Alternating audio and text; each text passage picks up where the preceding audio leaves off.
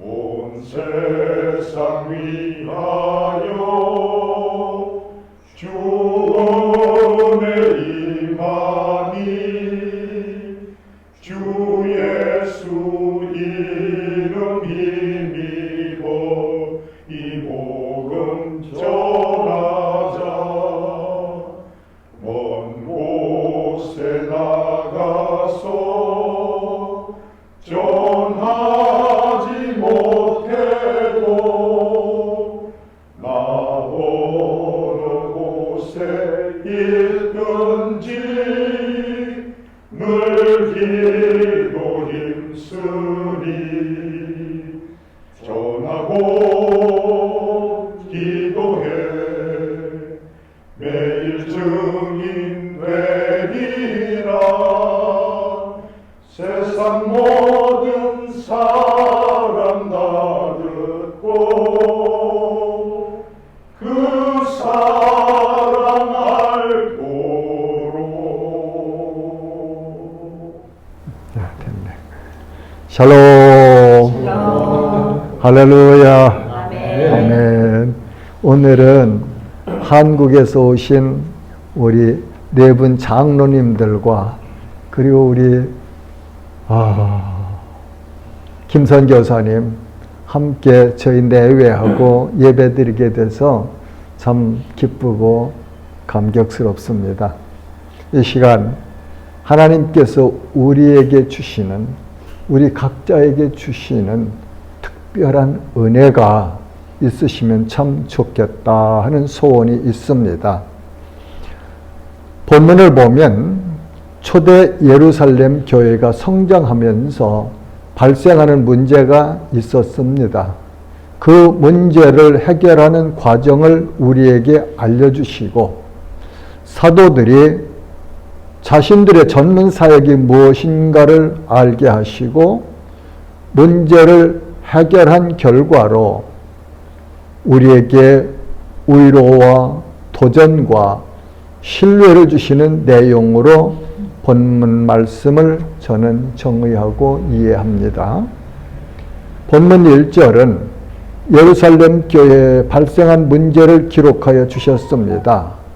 그때에 제자가 더 많아졌는데 헬라파 유대인들이 자기의 과부들이 매일의 구제에 빠짐으로 히브리파 사람을 원망하니 그때에는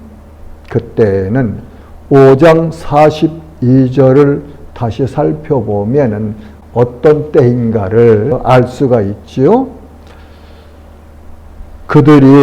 여기서 그들이는 사도들을 말합니다. 날마다 성전에 있든지 집에 있든지 예수는 그리스도라고 가르치기와 전도하기를 그치지 아니하니라. 사도들이 십자가에서 죽으시고 장사한 지 사흘 만에 부활하시고 다시 살아나신 후에 자기들을 찾아오셔서 부활의 증인이 되게 하시고 사명을 주시고 하늘로 승귀하신 예수님이 곧 그리스도 메시아 구원의 주님이시라는 사실을 가르치고 이 예수를 그리스도로 믿는 자는 구원을 받는다는 기쁜 소식을 전하던 때를 가르치고 있지요. 그때가 바로 5장 42절과 연결해서 보면 됩니다. 이 일로 인하여 제자의 수가 많아졌습니다. 바르게 가르치고 예수 그리스도의 복음을 전도했더니 하나님의 성령께서 역사하시어 제자들의 수가 많아졌습니다. 오늘날 교회가 강단에서 말씀 맡은 지도자들이 어떤 자세로 어떻게 살아가야 되는 것을 우리에게 가르쳐 주시고 있다. 저는 그렇게 봤습니다. 이때 교회에서 구제하는 사역을 하고 있었네요. 일부 헬라파 과부들이 구제에서 소외되고 매일의 구제에서 빠지는 일이 발생했습니다. 이 일로 인하여 누구 전화가 이렇게 자꾸 그러시나? 이 일로 인하여 헬라파 유대인들이, 여기서 헬라파 유대인들은 유대 지방 밖에서, 외국에서 출생했고 살다가 예루살렘에 온 그런 사람들이죠. 히브리파 사람들을 원망하는 일이 일어났습니다. 히브리파는 본국에서 나와서 본국에서 쭉 살았던 그런 교인들을 가리킵니다. 교회 내에서 같은 성도들, 유대인들 사이에서 원망하는 일이 생긴 것은 심각한 문제가 발생한 것이죠. 교인 간에 서로가 원망한다는 것은 이건 주님이 보시기에 주님이 참 아파하실 수밖에 없는 현상입니다. 오늘 우리에게는 그런 현상은 없는지요? 둘러보면서 교회 공동체는 한 주님을 섬기는 공동체예요. 한 몸이라고 했어요. 성도 모두가 하는 그 예수 그리스도의 몸을 이루는 부분이라고 하셨죠. 가르쳐 주셨죠. 아버지가 한 분이에요. 하나님 한 분. 구주가 한 분이에요. 예수 그리스도. 우리에게 주신 말씀이 하나예요. 성경 66권. 그리고 성령이 우리를 감동하셔서 그 안에서 우리는 한 형제 한 자매 한 몸을 이룬 것이 교회 공동체예요. 그런데 그 안에 서로 원망하는 일이 생겼다 하는 것을 보면서 우리 교회들은 일원이 된 나는 어떤 자세로 살아가고 있는가 한번 조명해 보면 좋을 것 같아요. 두 번째로 12사도가 이 문제에 해결책을 제시합니다. 본문 2절에서 4절 내용인데 사도들이 제자 그룹의 회의를 소집하네요. 제자 그룹. 사도들이 제안한 내용이 2절 말씀에 보면 우리가 하나님의 말씀을 제쳐놓고 접대를 일삼는 것이 마땅하지 아니하니 하나님의 말씀을 제쳐놓고 이 말씀을 생각해 보면 말씀을 가르치고 전하는 일을 등한히 하거나 전념하지 못하는 상태를 지금 말씀하는 거라고 생각을 합니다. 여기서 사도들은 자신들의 주된 사역이 무엇인지를 분명하게 정의하여 줍니다. 그리고 대안을 제시합니다. 접대하는 일 필요해요. 교회가 반드시 해야 될 일이에요. 그러나 그걸 누가 해야 되느냐 하는 문제를 발견한 사도들이 제자 그룹들 회의를 통해서 해결책을, 대안을 제시하죠. 본문 3절에 보면 형제들아 너희 가운데서 성령과 지혜가 충만하여 칭찬받는 사람 7을 택하라. 사도들이 하던 일 중에서 과부들을 접대하는 일을 맡길 일꾼들을 세우려고 적합한 사람을 너희가 택하라고 합니다.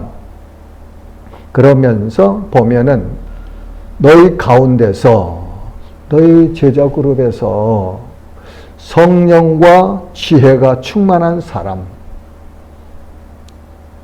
7을 택하라. 그렇게 해결책을 제시하죠. 자, 너희 가운데서 성령과 지혜가 충만한 사람이라고 했는데 성령과 지혜는 하나님께로부터 받는 선물이고 은사라고 합니다. 성령과 지혜가 충만하려면 하나님께서 인정하시는 사람이어야 하지요. 그리고 하나님을 사랑하고 경외하며 하나님을 사모하며 그분의 은혜와 긍휼하심을 항상 사모하며 구하는 사람이어야 할 것입니다.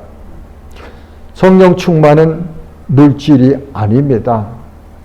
또 한국 사회에서 말하는 기도 아니에요. 성령 충만은 기가 충만한 거라나 아니면 물질적인 이런 현상이 아니에요. 성령 충만은 하나님의 거룩하신 영으로 충만해지는 상태를 말합니다. 성령 충만은 사람이 만들 수 있는 일이 아닙니다. 오직 하나님께서만 하실 수 있는 일이고 하나님께서만 주시는 선물이다. 우리는 성령 충만을 사모해야 합니다. 그리고 성령으로 충만해질 수 있는 하나님의 선물을 받는 일에 힘써야 합니다. 그 롤 모델이 우리가 볼 수 있는 사도행전에서 사도들이 아닐까 저는 그렇게 생각해요. 다음으로는 지혜 충만입니다. 지혜에 대한 교훈 말씀을 살펴보도록 하겠습니다. 야고보서 3장 17절에서 18절 말씀은 오직 위로부터 난 지혜는 하나님께로부터 오는 지혜는 첫째 성결하고 다음에 화평하고 관용하며 양순하며 긍휼과 선한 열매가 가득하고 편견과 거짓이 없나니 화평하게 하는 자들은 화평으로 심어 의의 열매를 거두느니라. 지혜는 하나님께서 주신 지혜는 이렇게 성령의 열매와 거의 비슷한 형태로 나타나는데 그 지혜를 통해서 의의 열매를 거둔다. 의의 열매는 뭡니까? 의는 하나님의 의지요. 하나님의 의. 이 세상에는 의로운 사람이 없어요. 오직 하나님 한 분만이 완전하게 의로우신 분이시죠. 그 하나님의 의의 열매를 거둔다. 성령의 열매와 흡사 비슷하죠. 야고보서 1장 5절 말씀은 너희 중에 누구든지 지혜가 부족하거든 모든 사람에게 후히 주시고 꾸짖지 아니하시는 하나님께 구하라. 그리하면 주시리라. 지혜를 구하래요. 나 자신도 지혜가 필요해서 구해야 되고 우리 성도들도 우리 교회의 제자 그룹들도 우리 그룹의 리더들도 지혜가 필요하기 때문에 구해야 되고 우리의 자녀손들을 위해서도 우리가 구해야 될 것은 돈도 아니고 학문도 아니고 출세도 아니고 지혜예요. 지혜. 믿음과 지혜가 충만하면 나머지 것은 하나님이 다 책임지시고 해주신다고 약속하셨는데요.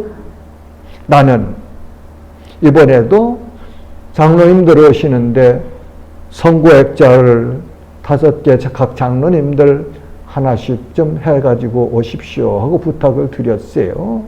그러면서 복에 대한 선구는 제가 원하지 않았습니다. 왜? 이미 우리는 가장 큰 복을 받은 사람들이고 그 복 안에 있는 사람들이에요.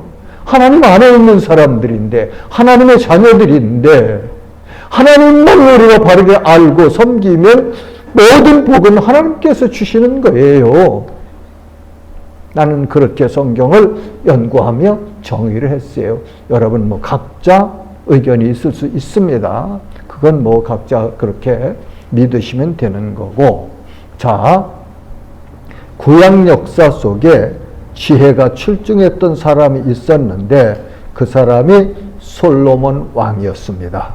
솔로몬 왕이 이렇게 지혜로워진 내용을 보면 열왕기상 3장에 기록되어 있습니다. 솔로몬이 아버지 다윗을 이어 이스라엘 2대 왕이 될 때에 그는 하나님께 기브온 산당에서 1,000번제를 드렸습니다. 1,000번제. 양 1,000마리를 잡아서 하나님께 번제를 드렸어요. 그 밤에 솔로몬의 꿈에 여호와께서 나타나셔서 물으십니다. 내가 내게 무엇을 줄고? 하나님이 솔로몬에게 질문하시네요.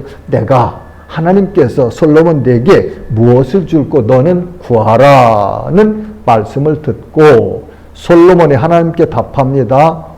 열왕기상 3장 9절은 누가 주의 이 많은 백성을 재판할 수 있사오니까 듣는 마음을 종에게 주사 주의 백성을 재판하여 선악을 분별하게 하옵소서.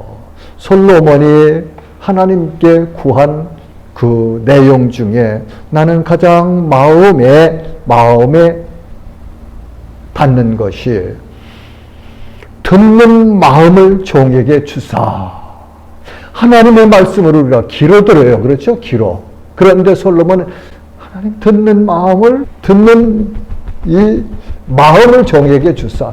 마음으로 모든 사물에서 얻는 교훈들을 듣기를 원하네요. 마음을 열어. 그래서 에베소서 같은 데 보면 너의 마음 눈을 열어. 바울 사도가 에베소 교인들을 축복하는 말씀 안에 너희 마음 눈을 열어.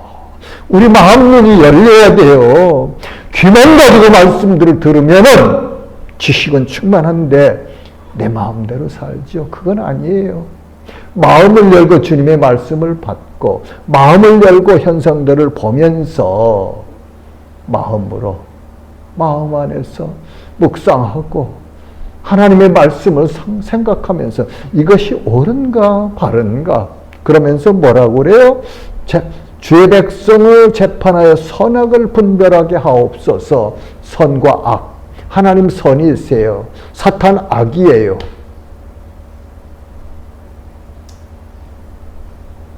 선과 악을 분별하는 능력이 곧 지혜다. 잠언서에 보면요.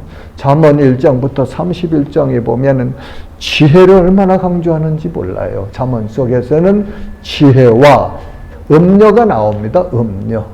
음료는 사탄이에요. 지혜는 그리스도예요. 그래서 지혜는 음료의 유혹에 빠지지 않도록 지켜주신다. 지혜가. 그러니까 너는 모든 걸 구하기 전에 지혜를 구해라. 은과 금을 들여서도 너는 지혜를 사라. 그렇게 말씀하시거든요. 그러니까 우린 교회 지도자들은 지혜가 있어야 돼요. 세상을 분별하는 선과 악을 분별할 수 있는 기준이 분명히 있어야 되고 그 기준이 하나님의 말씀이라면 말씀을 알고 말씀을 통해서 세상 은행과 상황들을 분별해서 무엇이 옳은가, 무엇이 선인가, 무엇이 악인가를 구분해야 되고 그거를 선을 따라가야 하죠. 솔로몬이 이 구한 것이 하나님의 마음에 들었습니다. 11절에서 13절 말씀 보면 이에 하나님이 그에게 이르시되 내가 이것을 구하도다. 자기를 위하여 장수하기를 구하지 아니하며 부도 구하지 아니하며 자기 원수의 생명을 멸하기도 구하지 아니하고 오직 송사를 듣고 분별하는 지혜를 구하였으니 내가 네 말대로 하여 내게 지혜롭고 총명한 마음을 주노니. 지혜롭고 총명한 마음을 주신대요. 마음 참 중요해요. 내 앞에도 너와 같은 이가 없거니와 내 뒤에도 너와 같은 자가 일어남이 없으리라.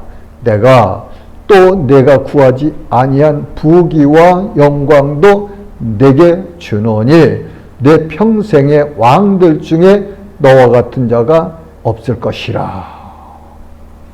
솔로몬은 하나님께 지혜를 구했는데 선악을 분별할 수 있는 지혜, 하나님께서 맡겨주신 그 이스라엘 백성들을 옳게 재판할 수 있는 지혜를 구했는데 하나님은 지혜와 총명을 주셨을 뿐만 아니라 무엇도 주시죠? 부귀, 영광 다 주시네요. 저는 이 말씀을 묵상하면서 예수님께서 우리에게 가르쳐 주신 마태복음 6장 33절 너희는 먼저 그의 나라와 의를 구하라. 하나님의 나라와 의를 구하라.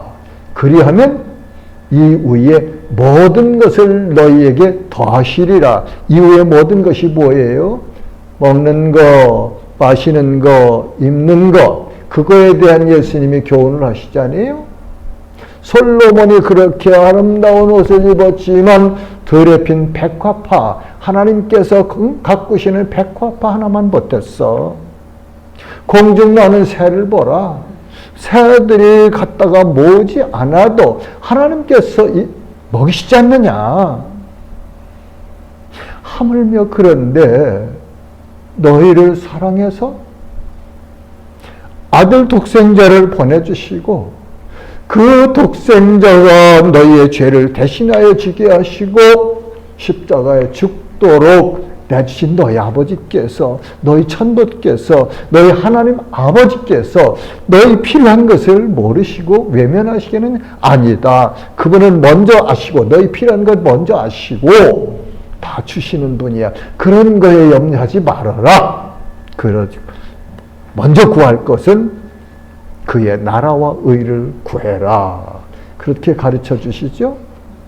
하나님의 말씀대로 솔로몬 왕은 지혜로운 재판 판결한 것을 성경을 읽어보면 우리가 알 수 있습니다. 이로보건대 교회의 일꾼이 되려면 하나님께로부터 인정함을 받는 일이 가장 우선적이고 또한 커뮤니티 안에서 교회 공동체 안에서 인정받는 것이 중요한 것을 알 수 있습니다. 우리 교회도 세상의 가치 기준을 가지고 일꾼들을 세우지 말고 성경의 말씀을 따라서 일꾼을 택하고 세우고 훈련하고 기도하며 사역을 감당하도록 기준을 가지고 나가야 합니다. 다음으로는 칭찬받는 사람이라는 덕목을 제시합니다. 인격입니다. 예수님의 교회 일꾼에게서는 예수님의 향기가 나야 하죠. 고린도후서 3장에 보면 바울 사도가 고린도 교회에 보내는 편지 내용에 너희는 그리스도의 향기다.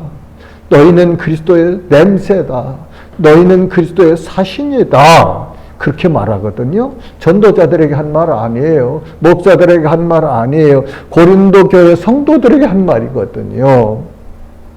교회 일꾼에게서 세상 냄새가 너무 많이 나면 안 되겠죠. 이런 사람은 하나님의 영광을 가리기 십상이고 전도는커녕 교회 성장을 방해하는 요인이 될 것입니다. 빌립보서 2장 5절 말씀은 너희 안에 이 마음을 품으라 곧 그리스도 예수의 마음이니. 사랑하는 지체 여러분, 예수의 마음을 닮아갑시다. 예루살렘 교회가 7 집사를 세웁니다. 본문 5절에서 7절 말씀 내용은 온 무리가 이 말을 기뻐하여 사도들이 제시한 그 제안을 기뻐했네요. 온 무리가, 여기는 제자 그룹이라고 볼 수 있겠습니다. 믿음과 성령에 충만한 사람 스데반과 또 빌립과 브로고로와 니가노르와 디몬과 바메나와 유대교에 입교했던 안디옥 사람 니골라를 택하여 사도들 앞에 세우니 사도들이 기도하고 그들에게 안수하니라. 제자들이 추천하여 세운 7사람을 세우고 사도들이 하나님께 기도하네요. 그리고 안수하여 구제하는 일을 맡기게 되었습니다. 이 7사람 중에는 성경 기록에 우리가 이제 후에 볼 수 있는데 2사람을 우리가 알 수 있습니다. 스데반 집사는 오늘 6장 하반절에 가보면은 성령이 충만하여 설교하죠. 그다음 7장에서 돌에 맞아 순교합니다. 그 다음에는 8장에 가보면 빌립 집사가 사마리아에 내려가서 전도하던 중에 성령의 인도하심에 따라 순종하여 에디오피아 여왕의 국고를 맡은 내시에게 복음을 전하고 세례를 베푸는 일을 한 것을 사도행전에 기록하여 주셨습니다. 나머지 5 집사들 무슨 일을 어디 가서 했는지 기록은 없지만 그들도 일생 동안 주님의 교회를 섬기는 일에 충성할 것이다, 했을 것이다. 저는 그렇게 믿습니다. 사도들은 자기들의 사역에 전념하였고 그 결과를 말씀을 통하여 볼 수 있습니다. 본문 2절은 우리가 하나님의 말씀을 제쳐놓고 접대를 일삼는 것이 마땅하지 아니하니, 4절은 우리는 오로지 기도하는 일과 말씀 사역에 힘쓰리라 하니, 전문 사역자가 해야 될 일이 기도하는 일과 말씀 사역에 힘써야 된다. 난 그렇게 생각해요.